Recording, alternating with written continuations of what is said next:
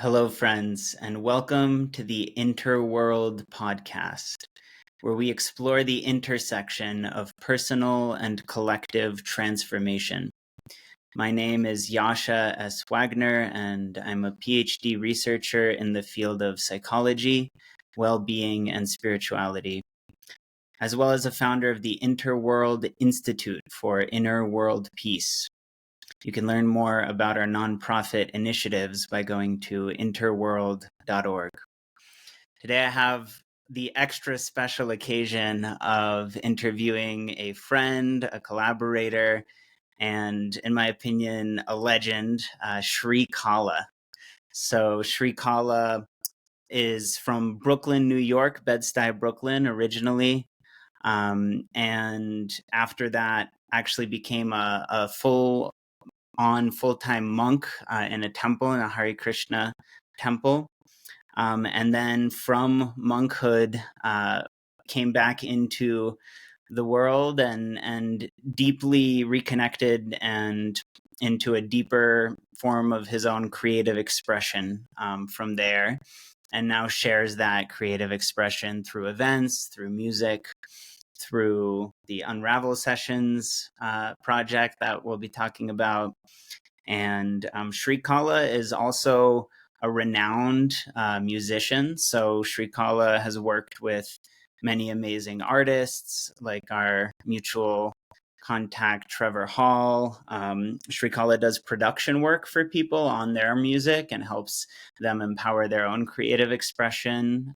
So he's worked on production with Trevor and with Ayla Nerio, beautiful chorus, DJ Taz Rashid, and others. And Sri now has millions of plays on Spotify, a platform with which he has a love-hate relationship, let's say, and has toured around the world, traveled globally, sharing music at events and most of the states across the US. I've been seeing Sri Kala perform since I was a teenager, all over in many different areas. And we actually, Sri Kala, almost a decade ago, was generous enough to provide a feature on my first hip hop album as well. So, and we've done events together a couple times since then. So I'm very happy to have Sri Kala here on the podcast. Without further ado, here's my conversation with Sri.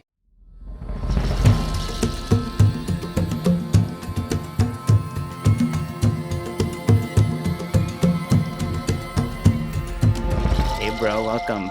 Thank you for being here. How are you feeling today? Feeling like life is pushing on my edges in a really powerful way. It's uncomfortable, but it feels so right at the same time. So definitely feeling all the feels that there is to feel right now. Yeah. For sure.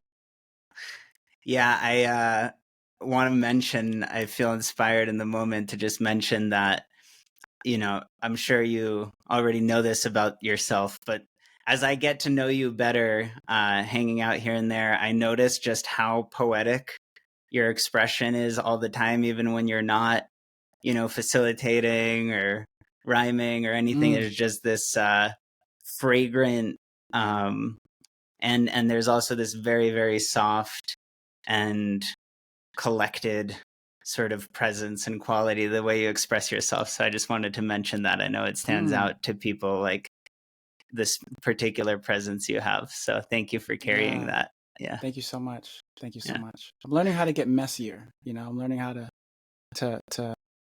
be unkept. In my expression, because it's so unkept internally. So it's like, how do I just be that? So Totally. I appreciate it. Yeah. So I know that introduction I just gave doesn't really do it justice. And I'm curious, I can share a little bit more about our backstory, but I'm wondering if you could share more about your own life journey and the different phases that I touched on, maybe starting with New York roots, and we can go from there. Yeah. Yeah, New York. Big city of dreams. But everything in New York ain't always what it seems. You might get New York. I feel like there's something beautiful to growing up in a robust city that has everything that you would want. Every culture that you would want to see ends up in New York. So I feel like I grew up in an atmosphere where, you know, you can go down the street for Chinese food, and then you can go down the street for Indian food, and then a few blocks away you can get Mexican food. It's like everything is there, and I'm meeting all different types of culture, and I'm making all different types of connections and understandings about life, because all of these cultures are coming together in that melting pot. And so it's such a beautiful place to grow up.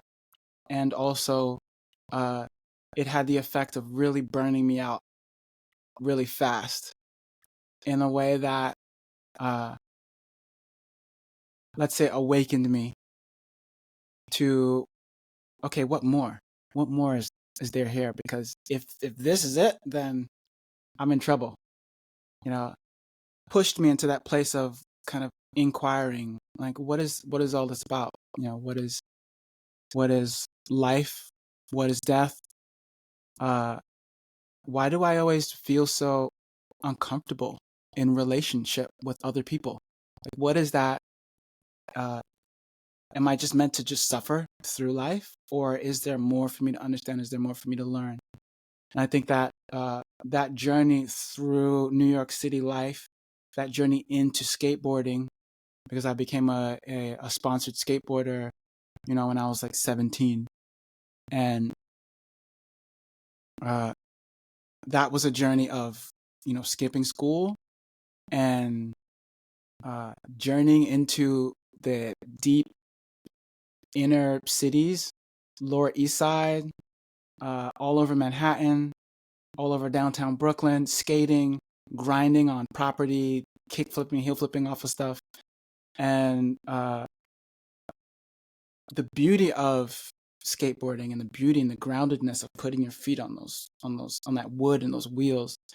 And then also the fast-paced life of hanging out with professional skateboarders and hanging out with skateboarders that are in all the videos and in all the magazines, getting fast really quickly, and then experiencing just party after party after party after skating, after late night skating, after party. And it was just a nonstop amount of that for maybe like a year or two. And fast-paced, adventurous experience of life that tends to, you know, they say that when you're materially exhausted, when you're properly materially frustrated and exhausted, then you have space to see into the spiritual realms. Then you have space to see into what is, let's say, underneath the temporary manifestations of life. And so that catapulted me into a deep amount of, let's say, suffering. And that suffering, it could have only gone one of two ways. Either I was going to leave this planet and say, you know, put my middle finger up to this world and opt out, or I was going to leave it behind in a different way and see if I can uncover something that makes more sense. And luckily, Pandora's box opened up. It's like all I had to do was like touch the door a little bit and it flew open. And I was having reincarnation experiences. I was having lucid dreaming, seeing auras and traveling, astral travel astrally to other dimensions and other places, and meeting people and getting wisdom from these other beings. It was like a lot suddenly. It was almost like any moment now he's going to be maturely frustrated enough to touch that door. Once he touches it, we're going to come in and show him, you know, all this stuff. And boy, did they show me what else was happening. And yeah, that was an adventure. That was an adventure. Yeah. Should I keep going? No, I mean, should pause there? Yeah, there's a lot in that space. There's a lot there, and we can come back to that, and we can also have you back in the future as well to the podcast Uh-huh. to keep diving deeper into the Pandora's rabbit holes of endless dimensions. Yes.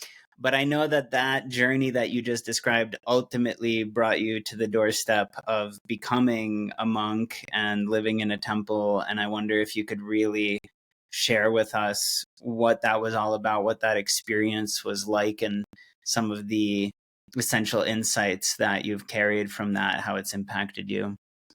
Yeah, such a pivotal point in my life. Um,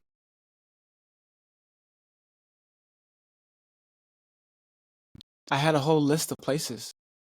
By that time, I was already, let's say, meditating 2 hours a day. I just plunged myself completely into understanding what more was there uh, beyond this physical realm. And by the time I got to the temple, I was ripe.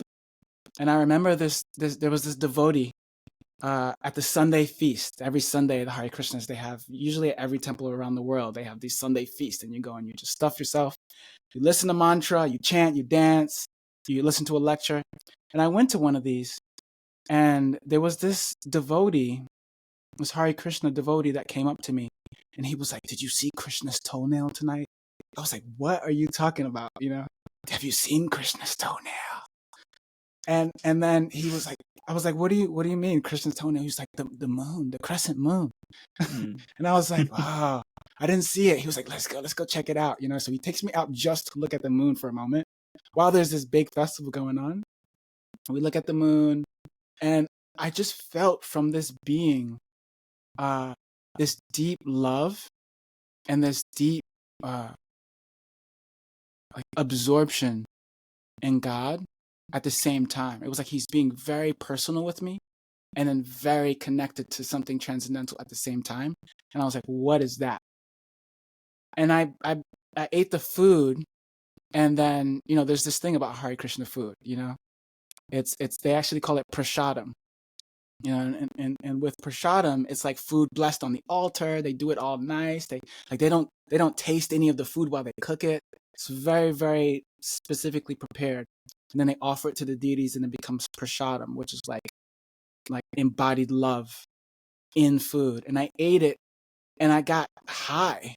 I was like blissy and high, and I was like, what did you guys put in the food? Because because that's a dramatic shift from where I was, just 5 minutes ago. And I remember just feeling like I arrived at home. And let's say before I arrived at the temple, I was doing these meditations, 2-hour meditations. And while I was in one of these meditations, I went into a state where a man approached me.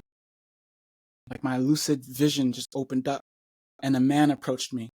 And he was cooking at a stove.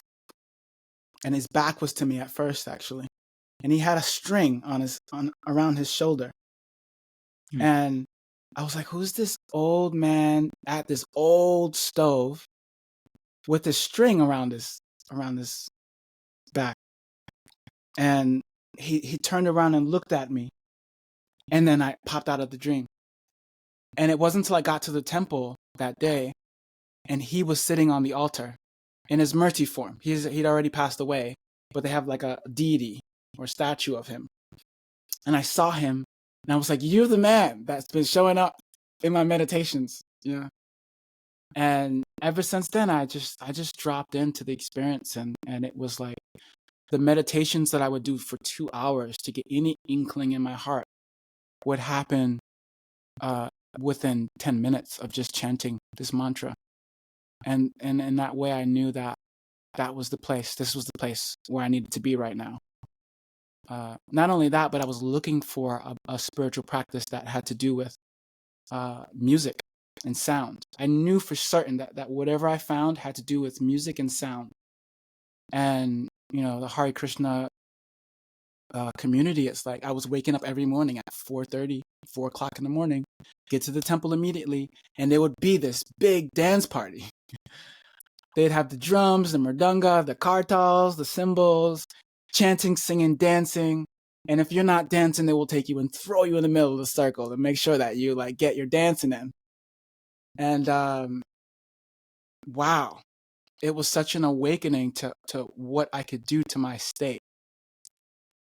Because, you wake up and you're like, sometimes you wake up and you're like, F this world. I don't want to wake up right now.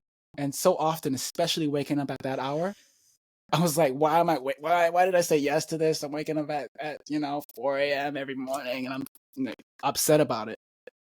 And I would just go down to the temple, start chanting my rounds, be a part of what they call kirtan, which is like the dance party with the instruments and the chanting.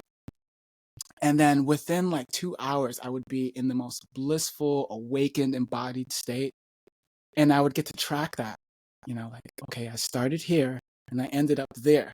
And it happens almost every time. So that kind of embedded in me the power that I had over my state of being.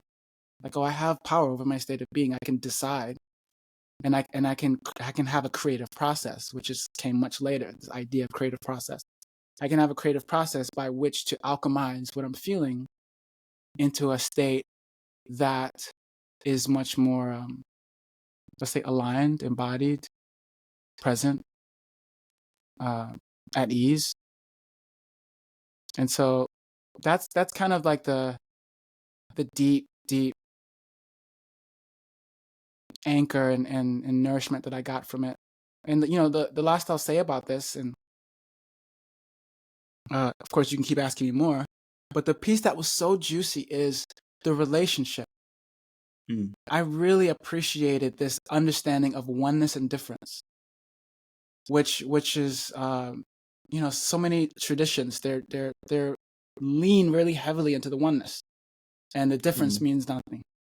The emotions mean nothing. That whole side is just something that is material and it ends, and then you merge into a kind of a nothingness or a oneness. And I loved the Bhakti philosophy of simultaneous oneness and difference. It's called Achintya Beta Beta Tattva, simultaneous oneness and difference. So it's like we're all one, but we all have a unique expression of God that in and of itself is perfect and complete. That separate part is perfect and complete, and the whole is perfect and complete. And so I just loved that opportunity to embrace emotions, to embrace people, persons, and have relationships. But how I orient my relationship was in God. And so I really appreciate that. And I'm getting realizations about that, even though I'm not living in that realm. And I'm in the more creative, expressive, a little bit more wider experience of philosophy and spirituality. That has stuck with me. Like, oh yeah, too. I can have my darkness and my light. I can be in tears and just be so unhappy and offer that to the divine. There's something about that duality that really does it for me. So that was like home, bro. Yeah. Yeah, beautiful. Good reminders, definitely. A lot that I can connect to there.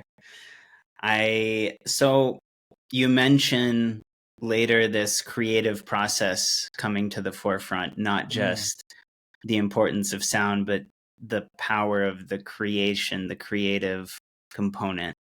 And you started to suggest ways that these spiritual disciplines influenced that, but I'm wondering if you could share with us the transition into that focus back in the world and into your music and events and so on.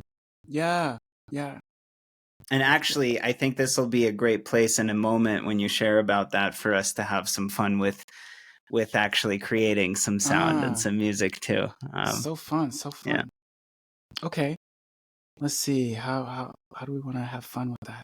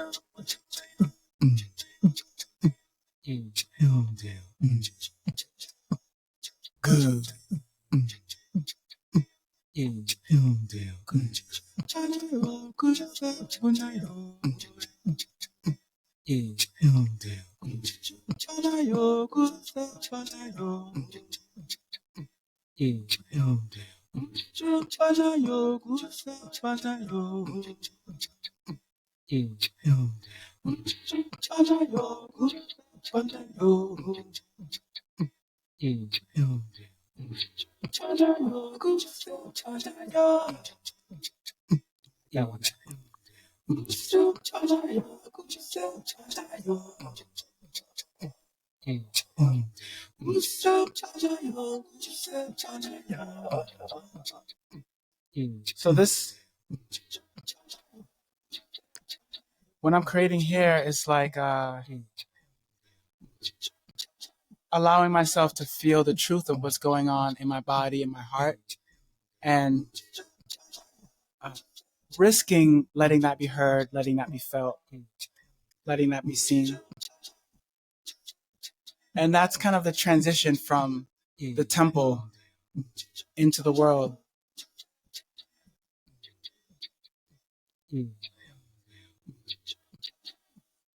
In the temple, it felt like it gave me the tools, like I was saying, for the dualities of life.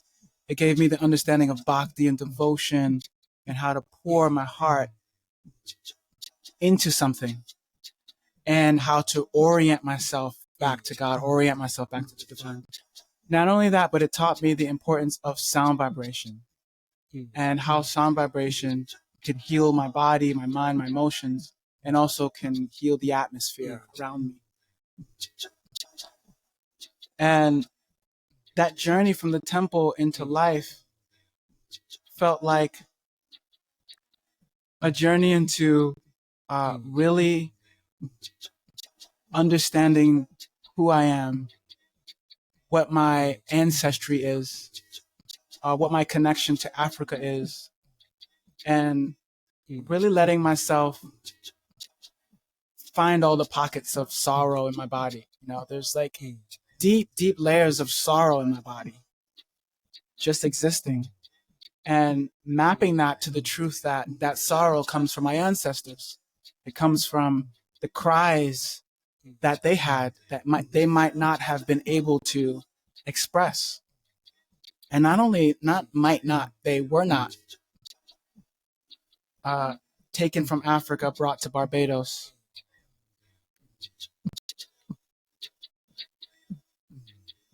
Stripped of everything that they are, they know, their name removed, the experience of that they knew, the tribe, the family just removed and brought to a really strange, unknown land.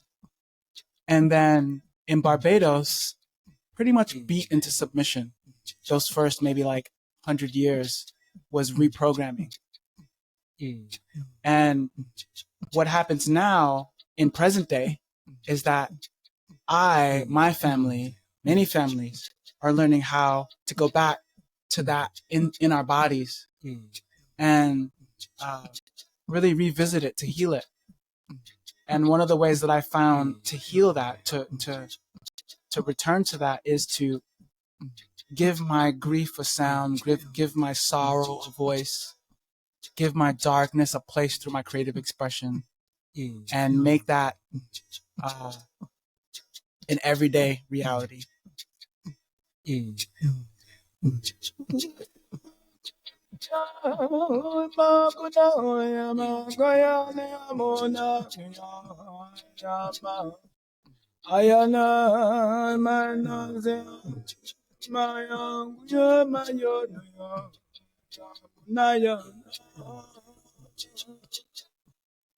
So I'm softening into that sorrow. I'm letting myself feel it, and I'm giving it a sound. Giving it a sound. I'm having fun too. I'm just playing.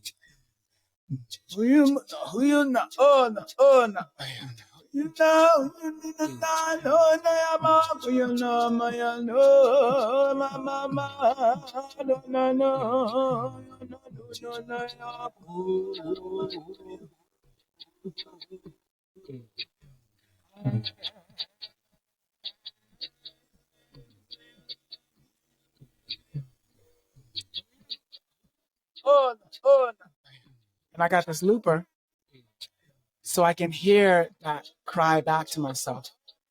And I can let it affect me. I can let it move me. And so this is so much became my creative process of taking what I've learned about crying out, that bhakti, that devotion, that love, crying it out, and letting myself tear down the walls even more. What does it mean for me to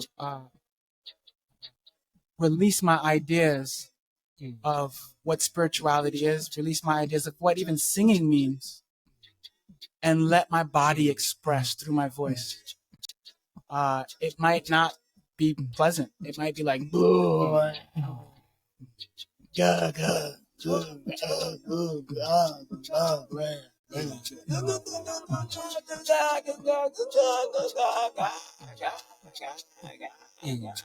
and those sounds I can only get when I surrender into that space of the truth of what's going on in my heart. It has to be beyond performance. It has to be beyond the ideas of what I've learned in singing, so that I can really give myself to the truth of my heart. And that's the exploration right now. Good your soul sound.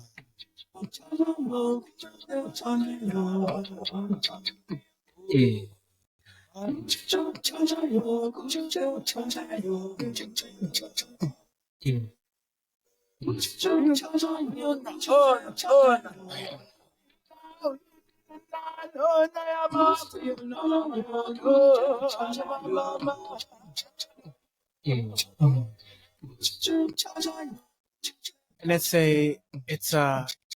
one of the most vulnerable journeys that I can make right now, because it has so much to do with being willing to feel the truth of my darkness.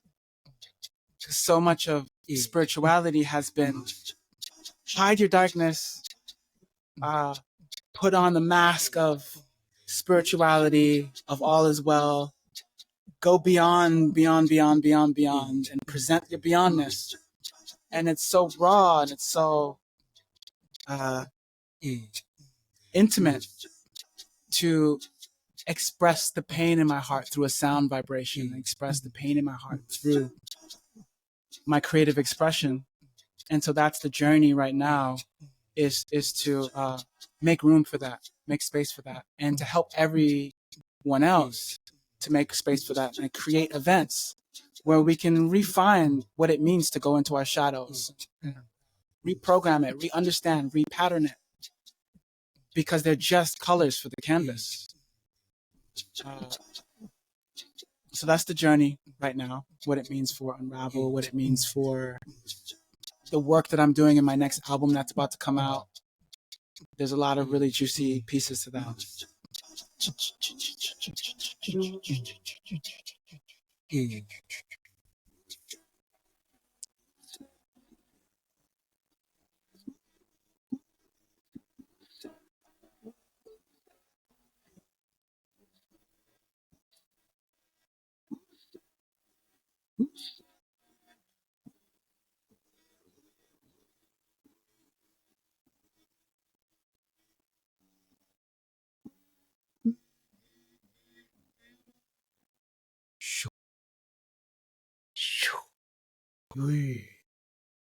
Fun.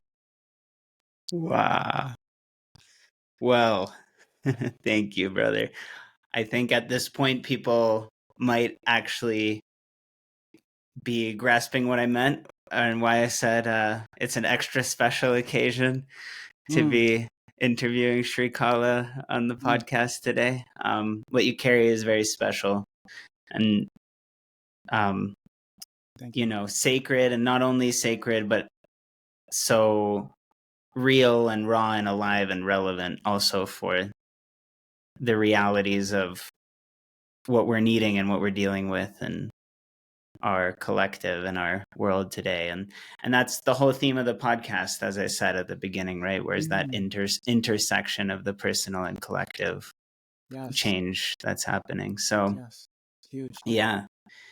Thank you for that. Thank you for exemplifying that vulnerable opening and authenticity.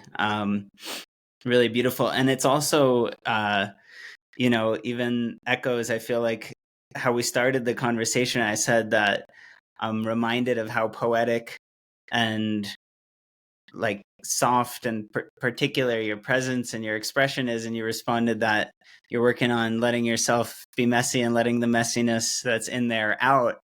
And I was realizing as you were looping that it's kind of like what you said about the philosophy you encountered in the monastery and the temple, of the oneness and the difference. It's like, that is the art. That's what's poetic about it. That's what's so artistic and poetic about that quality that the person's bringing through their way they show up, whether they're supposedly performing or just speaking with you in the moment. Is like, it's poetic because it's simultaneously messy, and yet that messiness is like perfectly exposed and expressed, and that creates this beauty. Yes. Yeah.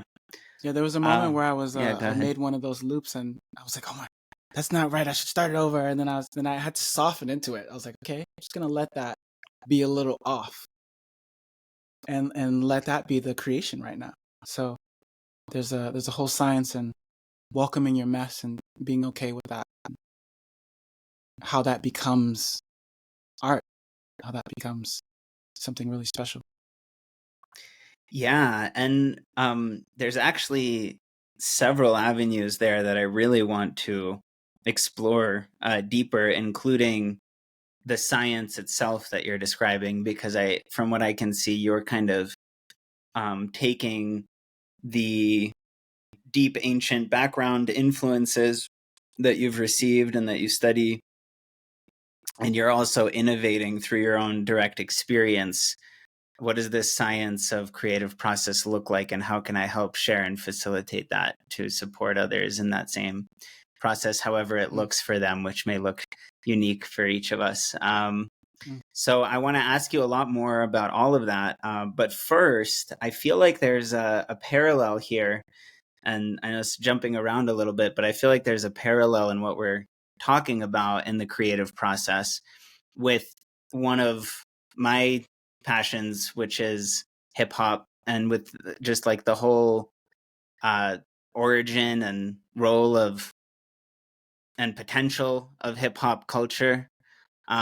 So I don't know if you have much that you would want to share about the role of hip hop in your own art and story, and how you relate to that. But if you have any insights related to hip hop, I'd love to hear that piece as well. Mm-hmm.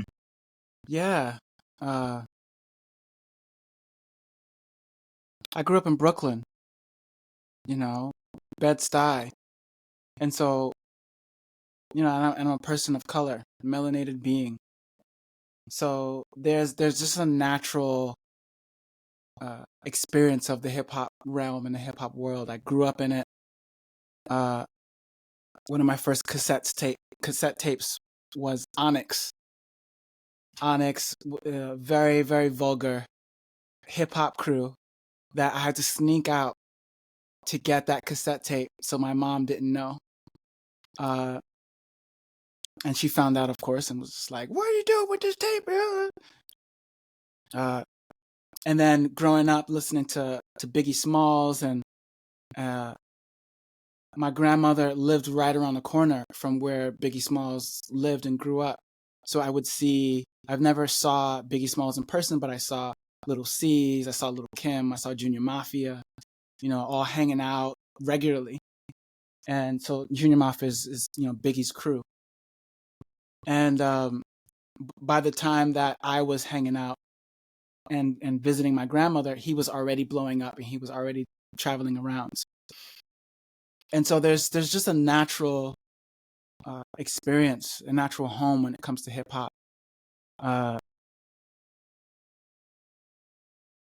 Maybe you can see my face, peep into the DNA, gathering on holidays. Sweetness in the lemonade is a long way from the sugar trade. We living in a brighter day. But it's always a sweet time when heat hits the sweet plantain. It's always a sweet time when the leftovers on my chin. At the table we salivate, fill them up, then we emanate every moment to celebrate. And then I can go into a freestyle because he's wild. A child from Brooklyn, New York. Put me in the bag of a stork and carry me straight through the streets of the hood. The little engine that could get through the hard knocks and the alleyways and whatnot. But I find that in these rhymes, I can surrender and be on time. So there's a rhythm and there's a way in which it mimics life, the heartbeat of the earth. It carries a remedy, a symmetry that mimics the way plants grow, that mimics the pain of my soul. Because isn't that how it started? Brooklyn, the Bronx, that's the heart of it. That's the art of it, the core of it, the artery. And hip hop, and very much, it was the start of me in my creative expression. It was a blessing.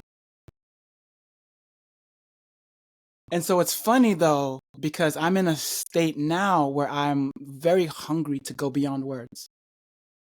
I'm in a space now where when I'm experiencing the rawness of the truth of myself, what wants to come out is my exploration. So it's fun to have that backing of words. It's fun to have that backing of hip hop, and to connect hip hop to that bhakti element, because again, hip hop started from a place of like, we gotta find an avenue to share the hardships that we're going through.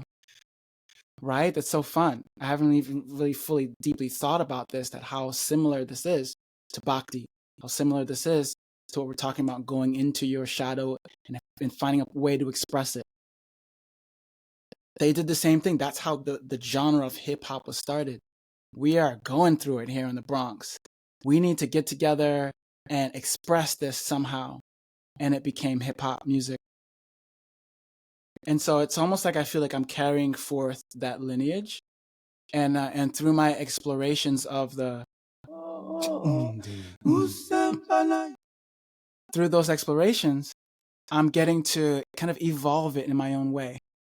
Have my own twist on it, that simultaneous oneness and difference. I can be in it, but not of it.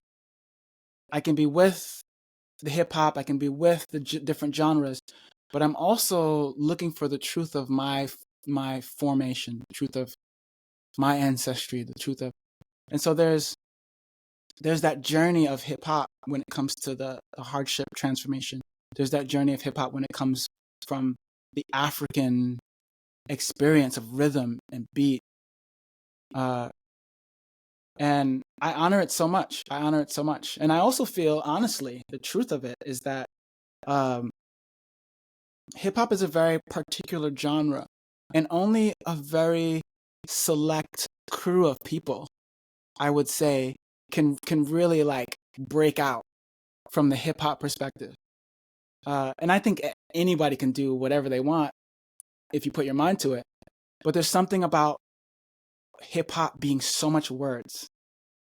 If it's so many words, like my wife who is white, coming from North Carolina, for her to hear a lot of words is for her to just be like, yeah, I don't know if I'm gonna listen to that one again, because she can't really process it. If she hasn't grown up processing many bars, many words, then for a particular group of the world, it's really hard to kind of tap into it, And so there's something about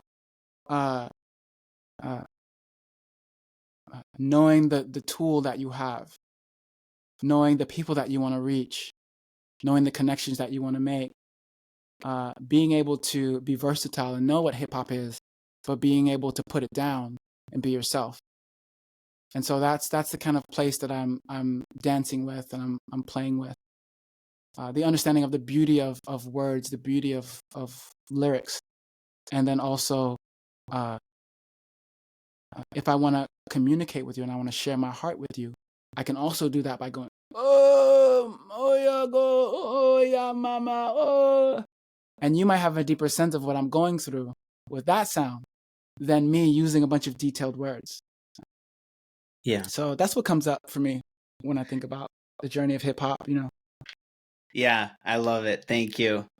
And I've had my own journey with hip hop in my own way, and I haven't ever shared any rhymes myself on this podcast, but at some point, I don't know if I will today, but I can. But you just inspired me as you were freestyling. I was like, oh, you know what? I should do that. I could do that. Get in there. Yeah. Get in there.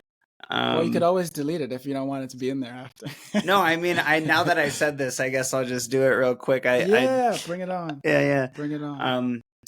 I just a Gaian guy that abides, guided by the Mayan tribes from the skies, chasing Zion on a lion ride with these iron eyes, flying high, riding on the rising tide with an irie vibe till the tide arrives in the messianic age where the Messiah presides, where the groom and the bride collide side to side and reside in disguise in the mind of the all, and all that's inside, humble like dust from the stars, full of pride. Hey. Put those snaps close to the microphone. Yeah. It's funny. Yes. I've never let that part out of me in these conversations, but I guess it was time to start. So thanks for bringing that out. Yeah, so appreciate it. So appreciate it. Thank you. Thank you. So before we get more into these topics you already started to touch on about reaching people in the world with your work and your music, I want to ask just a couple last questions on the roots still, because you were showing us your work with sound in real time, and you're mentioning how you're kind of like evolving the lineage when you do that. But there's also the sound that, the way I hear it, even though there's something visionary and futuristic about the sound, it's also timeless and primordial. When you take the words away and you just express the raw feeling. And so, you've talked about Indian and African traditions and influences, and you mentioned before we started recording other traditions. So I'm curious if you want to just, before we move on, name any other traditions or last words on just how some of these ancient sciences have influenced your music, and if there's anything there that you want to kind of put a bow on for now. Yeah. Everything is a remix, as authentic as I want to be, like, ooh, doing something nobody's done before. It's like everything is a remix. Everything is taking a form of God and reshaping it and offering it back out. In this journey of toning and finding these sounds within my body, it's been a journey of returning back to my ancestors, which I found out through DNA tests that it goes to West Africa. And I knew this to some degree from my family. My parents told me the connection to Nigeria. But it wasn't until I did DNA tests that I knew, like, okay, West Africa, Nigeria, Cameroon, Burkina Faso, these places. And I even got like 2% Irish somewhere in there, somehow or other. Some Irish man snuck in, or Irish woman snuck in. so there's that connection to the ancestry. And one of the things that gets lost in the journey of, Africans being forcefully being taken from Africa and being brought to, in this case, Barbados, in the islands, the language is lost, the culture is lost. Like, what did they speak? I don't know. How did they speak? What were their names? I don't know. Will we ever find out? No. There's no records. There's nothing. Little did I know, there is a way to find out. There is a way to know the language that my ancestors spoke. There's a way to connect with them. There is a way to have them sing through me and use me in that way. And I found that in my journeys and my meditations with my toning and with my chanting, which has to do so much with letting myself be in the mess of the feeling, and then be there until the truth of the sound visits me instead of me controlling it. When that happens, I found myself making all these different sounds and making all these different notes. And this song, Anue, which you can kind of look up and see that journey on Spotify or any distribution platform, that sound came out. Anue, Anue Ninso, Anue. And I was saying it, and I was saying it, and I was saying it, and I was like, what is that? What is that? I don't know what that is, but it feels so good to my body. It feels so ancient. I feel like someone's singing through me. I feel like my ancestors are singing through me. And it wasn't until a few years later that I looked up the meaning of this thing that I randomly said. And in Hansa, it's I love you. Wow. And it was wild because I woke up in the middle of the night one night. I woke up in the middle of the night like, I gotta figure out what Anue means. And it was so random that I woke up and I was like, what does Anue mean? And I grabbed my phone, went into Google Translate and put it in. And it was like, I love you in Hansa. And then I was like, it can't be. This can't be. It's 3 a.m. and I'm like, maybe I'm still dreaming. Like, what's going on here? And so I looked it up again and it said, what a pity in Yoruba, which I know that my family lineage is connected to the Yoruba people.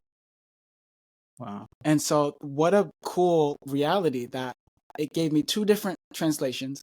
One was what a pity, and the other one was I love you, which is the core confluence of what we've been talking about, of like dark and light, oneness and difference, the merging of shadow and gift. And so I bring this up because there's a deep importance of the journey for me back into my skin color and my African lineage, and me getting to understand the truth of who was my father's father's father's father, who was my mother's mother's mother.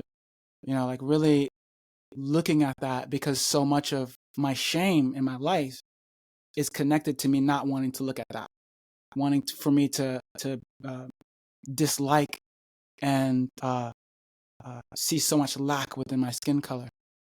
It's kind of built into the society that I was grown up in Brooklyn, and the upcoming of my lineage in Barbados. It was all about removing that and seeing it as bad. And so to reclaim that has been such an important piece, to see the royalty in my lineage, to see the gifts in my lineage, to hear the notes and the yearning of my lineage. That's, I'd say, is at the forefront of all the different traditions. And of course, there's others. I love, right now, I'm deep in human design and Gene Keys.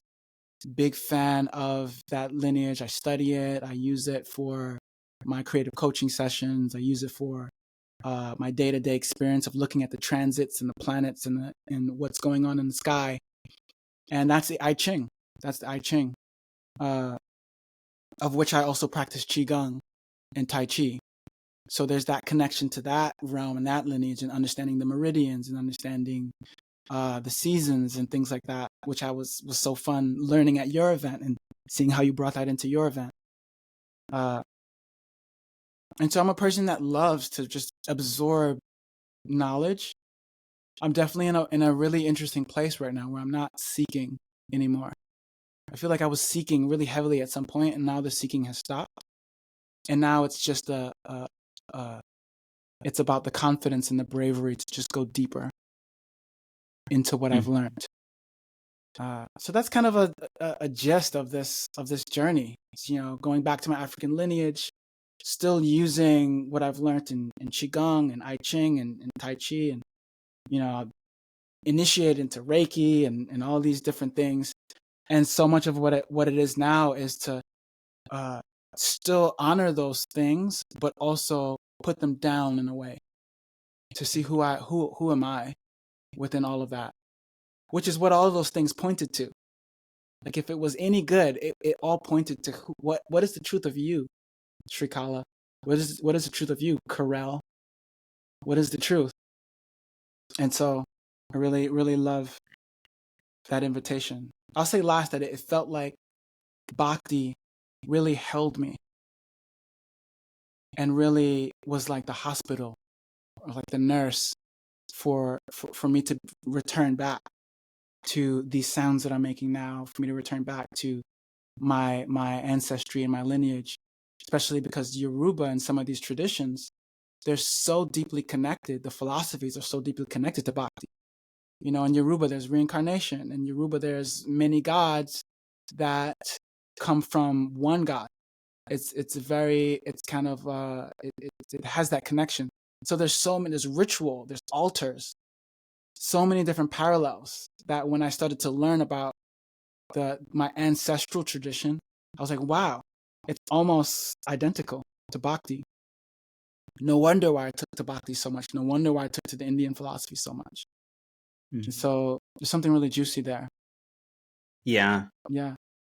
Thank you for sharing all of that. Olodumare, right? That's the name of the supreme oneness from which all of the different orishas emanate, right? Or maybe that's not the right choice of wording. I'm maybe coloring it with my own ancestral lens or something. But I appreciate that. And you got ahead of me, actually. I really wanted to, and we will get into human design next. So I think I'll ask you some more about that in a sec. But great insights that you're sharing. I think that you and I would probably agree that, and most people, if they just observe and feel into it honestly, I think would agree there is a sort of tendency of a kind of shadow of bypassing in a way that's pretty pervasive in a lot of the kind of new age culture and community and spirituality, up and out spirituality that might be rushing that process or pretending sort of. And you and I tend to be around similar circles, but there's such a value in, I feel like, some of the themes that you keep describing, that to me, I interpret it as that we need to move towards like the difficult places, towards the discomfort, the uncomfortable places, whatever pain may be somewhere, or whatever may be hard to look at. Like that's where to look. That's what to come closer to and what to allow to surface. And I think it actually runs amok if we do focus on instead pretending it's not even there and trying to get away from it, but use some sort of spiritual terms or something as a escape from reality, if we were just being real about what's there. And I love the way that you phrased it, as it actually almost gave me like a sort of deja vu of something that when you talked about how you're setting a lot of these sacred technologies down now to find yourself, which, by the way, I'm glad to learn how to pronounce your birth name correctly. It's Karel. I thought it was Carol. Yeah. Cool. Yeah, Karel. All right. Yes. Yeah, but I like that because it is, I think, ultimately the point of all those things is they're not meant to remain external, and like they're mirrors to for us to actually find who am I. Mm-hmm. And I think that those treasures and those gifts are often in that reflection, often with the uncomfortable material. And actually in Jungian psychology, which I study, which is just another mirror, but they have this whole system of like complexes, like the way our psychology has these suppressed unconscious like areas that might be originate in some sort of buried pain or something like that. But there's usually an archetypal core at the center of a complex, meaning like a superpower or a secret gift that has to do with our mission and our purpose that's buried like right at the center of that complex where the psychological resistance is. Yes.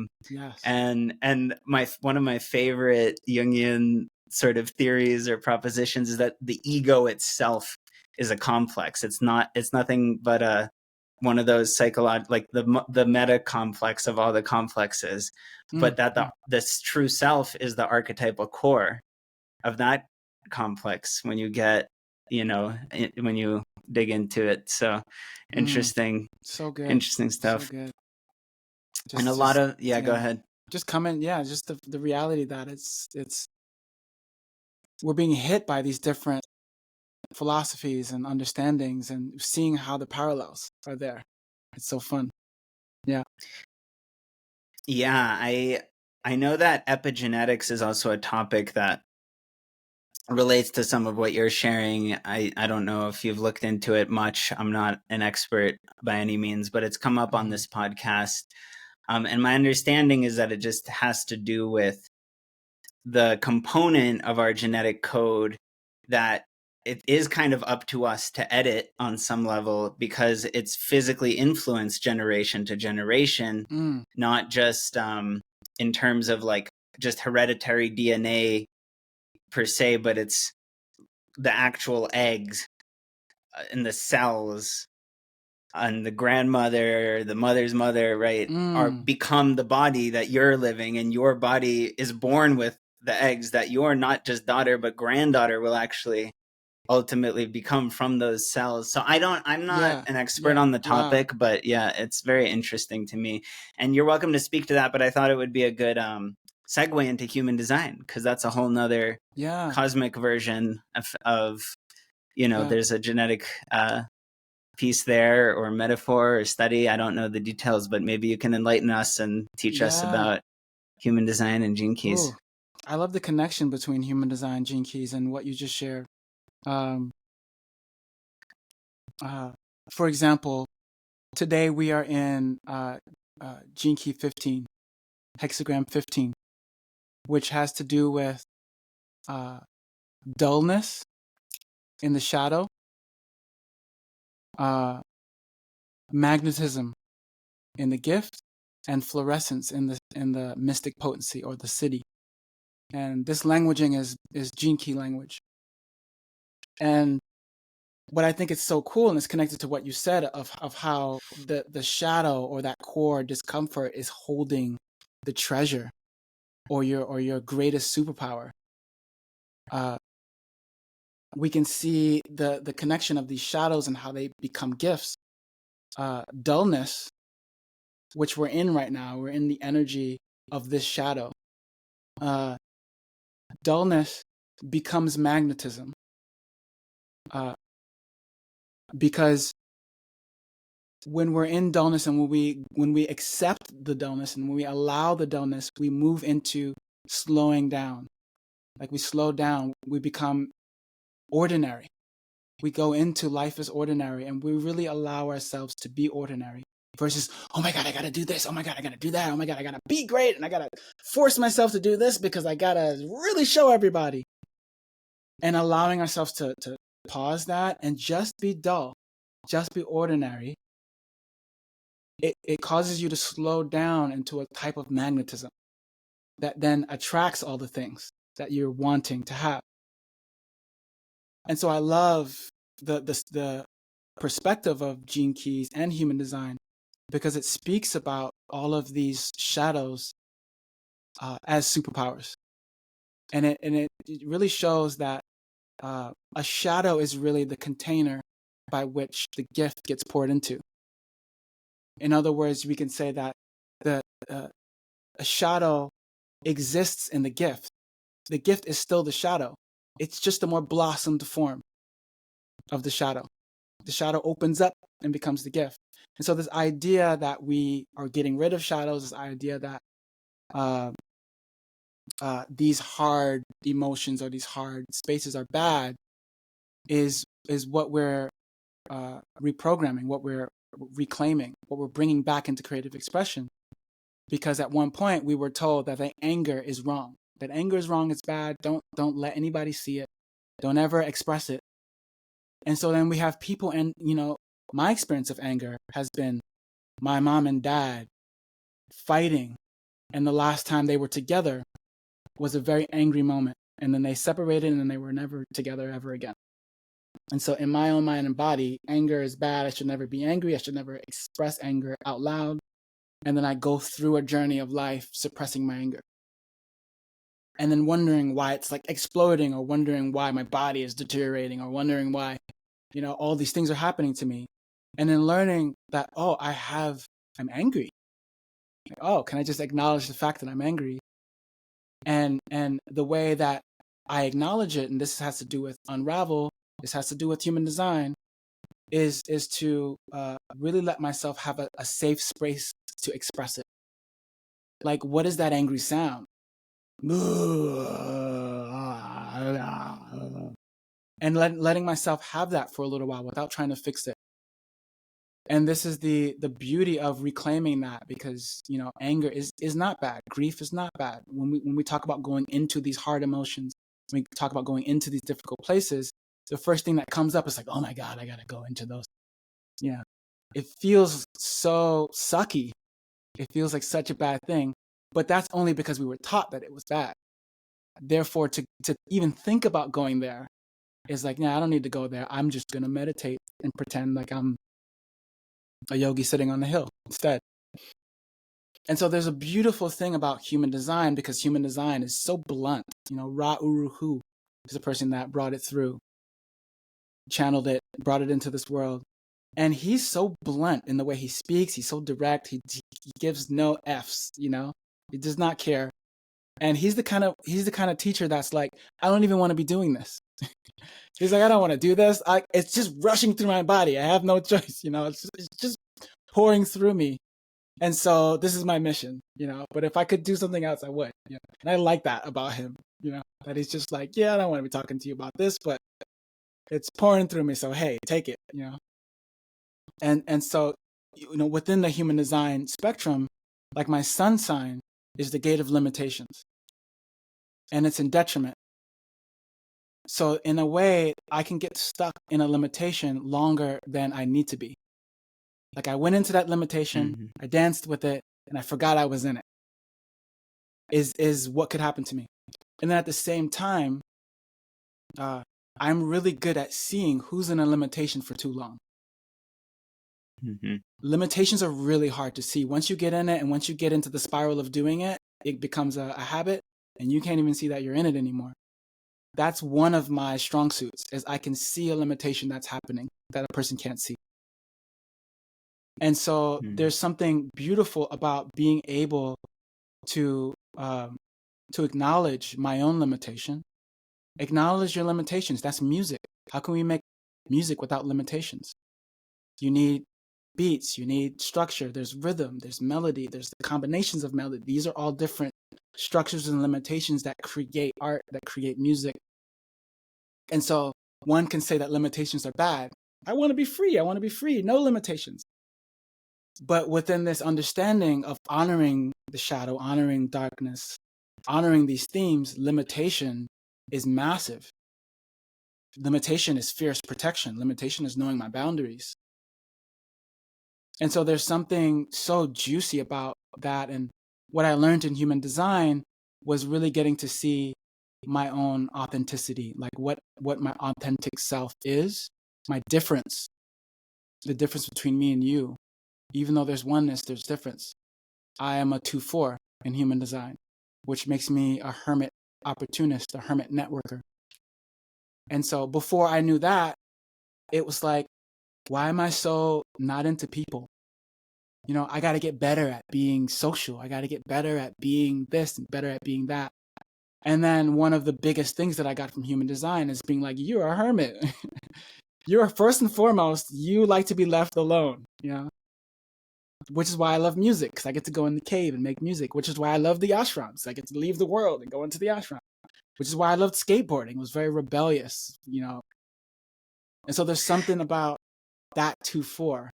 Yeah, bring it on. What are you feeling? No, I was just remembering one of the last times I saw you.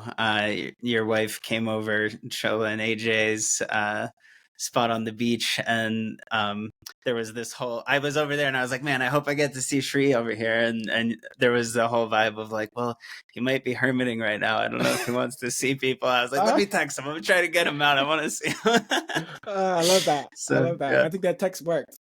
Yeah, well, and then you showed up, and I could feel you. I was like, all right, this is the hermit amongst people. I like it. Yeah. That's how that's what I lead with, you know. Yeah. In many ways, that's what I lead with. And before that, I didn't, you know, human design really allows you to see how the planets pull and push your system. You know, in human design, when you're born, and in most astrological systems, the moment that you're born, you're printed with the planets, right? So there's something about being able to see how the planets move me, not to be ruled by this philosophy, not to just like everything is human design now. I'm seeing human design everywhere. It's more like using it as a reference, using it as artistic canvas, using it as a way to kind of tap into authenticity, tap into like, okay, who am I? I'm a 2-4. And, you know, now very often people come up to me and I can tell what they are. You know, someone came up to me the other day and they were talking so much and giving me so much information without my consent. And I was just like, you're probably a 5-1. You know, we looked it up. She was a 5-1, you know. And so it's like my lens on the world is being heightened by this system, which is so spot on and it's so correct. And I'll say like one last thing is that I wasn't into this. I wasn't into this system. You know, I'm someone that likes to do my meditation. I likes to do my inner work, and inner work is enough. I don't need all these philosophies. I just need one philosophy, and I just chant my japa and go all the way down the rabbit hole with that. You know? And so I was very resistant until I had a reading with someone, and it almost felt like I was see-through for that person. Like that person had an X-ray vision, and I was like, "Well, how do you know all this stuff?" And he was just like, "I'm just looking at the chart," you know. And that like woke me up and brought me into the truth of it. And so I kind of hold both poles now, where I'm like, I don't want to give myself away to human design or any system. I want to really be myself. And at the same time, I want to use the technologies, you know. I actually think those are the two poles. Like, I think that's the science of transformation on some level. I would posit is what you just said. It's that there is this archetypal pattern that is on us, our blueprint, and we're living it out.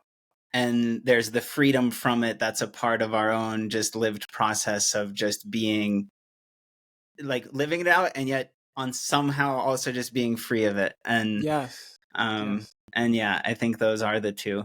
And you're reminding me so much of so many things. Just to drive your point home about how spot on it is, I don't know too much about it. I know a little. I studied years ago a bit of human design, a bit of gene keys, and it's kind of funny because you were talking about words and hip hop, and then I rapped for the first time. Now you're reminding me, oh yeah, in gene keys, words, language, that's my like thing. And then there's it's about using language for leadership. Then there's the arrogance kind of pitfall and the humility way. And I don't remember some of the numbers or anything. That's but I wonder if it was 10 was the arrogance and the humility. I wonder, it might have been. I'd have to double check. Yeah. Fun. But it is fascinating how, whether it's genetic code or like even modern technology and AI or the ancient I Ching, it's all just these binary, you know, yin and yang, broken and unbroken lines. And Yes. at all. Yeah. Yes. X's and Y's. Very fascinating. So thank you for sharing all of this.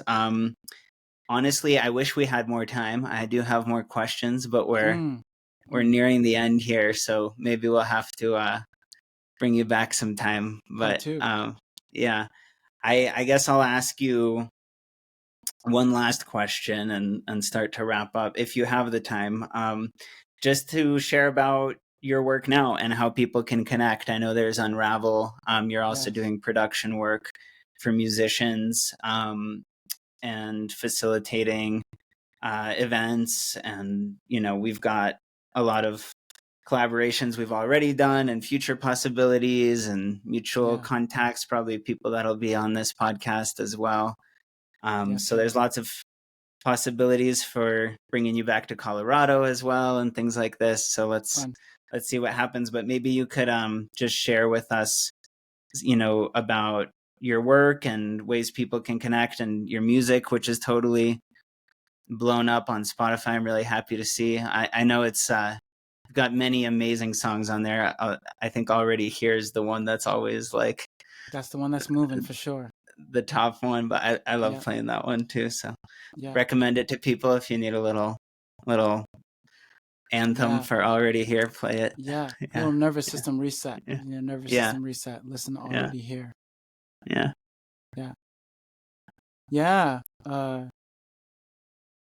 Unravel is very dear to my heart right now because it is the core of everything we spoke about today. It has so much to do with making space, making creative space for these parts and these expressions of self to find their way out, and to be amongst a group that can really see it, hold it, and it's definitely the culmination of all of me right now. And so far, it's been heavily online, digital, via Zoom, and we're gradually making big, beautiful strides to be out in person. I just did a workshop in North Carolina, and that was really juicy.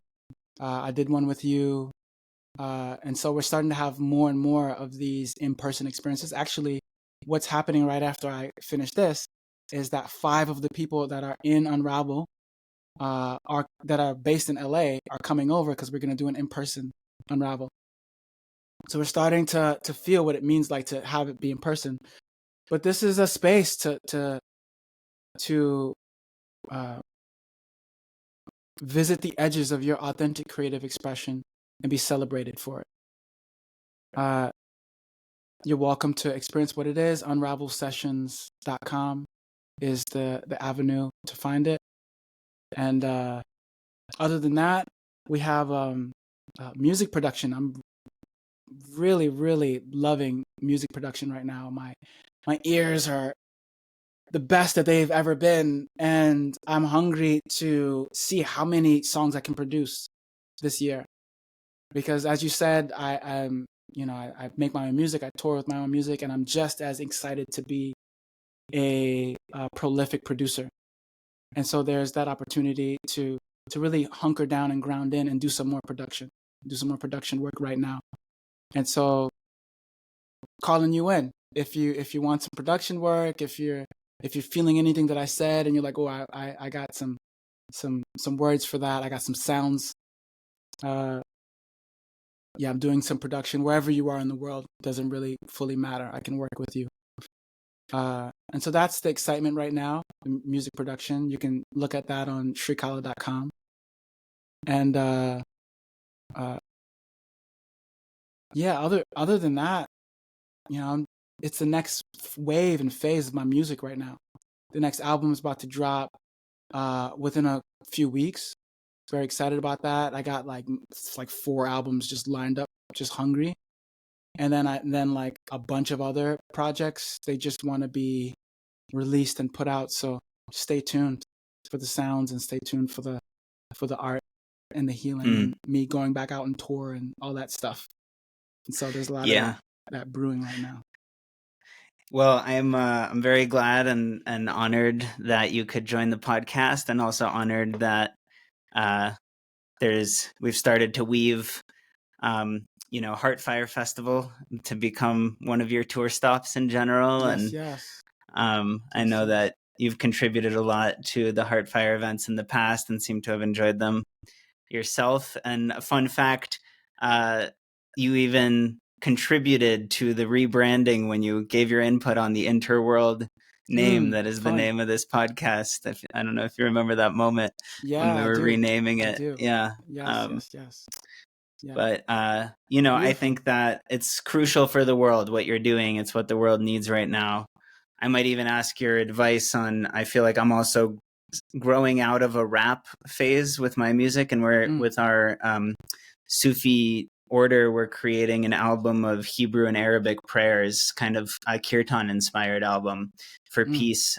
So I'd be curious to hear your thoughts on that music as we develop it, and maybe send it over. That sounds really juicy. Something that I would really love to serve.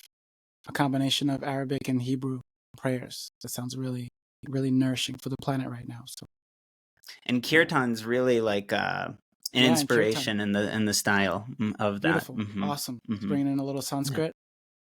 It's actually mostly Hebrew and Arabic, but I'd say kirtan stylistically, is like one of the biggest influences, and then a little bit of.